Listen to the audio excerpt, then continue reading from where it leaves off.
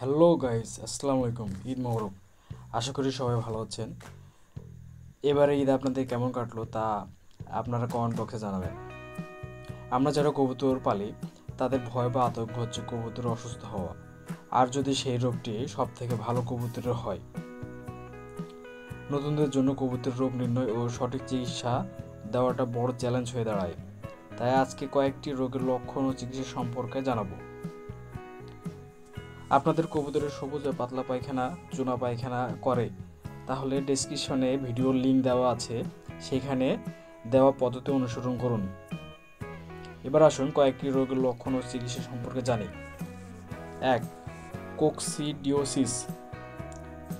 লক্ষণ: রক্তাক্ত বা গাঢ় বাদামি পায়খানা, দুর্বলতা, কবুতরের ওজন কমে যাওয়া, খেতে না চাওয়া। আপনারা কীভাবে চিকিৎসা করবেন? আপনারা বায়োকক্স জাতীয় ওষুধ খাওয়াতে হবে। পানিতে ওষুধ মিশিয়ে দিন। ডোজ অবশ্যই ঠিকভাবে অনুসরণ করবেন। খাঁচা পরিষ্কার রাখুন। 2. কৃমি।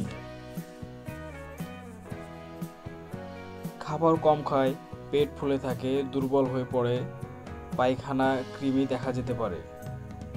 চিকিৎসা যেভাবে করবেন: প্রতি 3 থেকে 4 মাসে একবার পাইপারাজিন বা অ্যালবেন্ডাজোল খাওয়াবেন।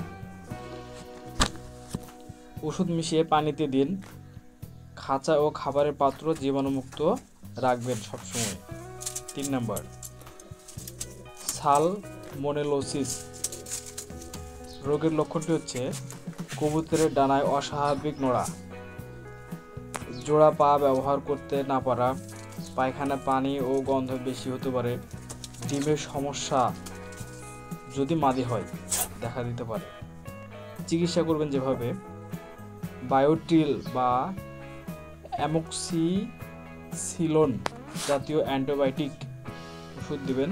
ওষুধটি 5 থেকে 7 দিন নিয়ম করে দিতে হবে। আক্রান্ত কবুতরটিকে আলাদা রাখবেন।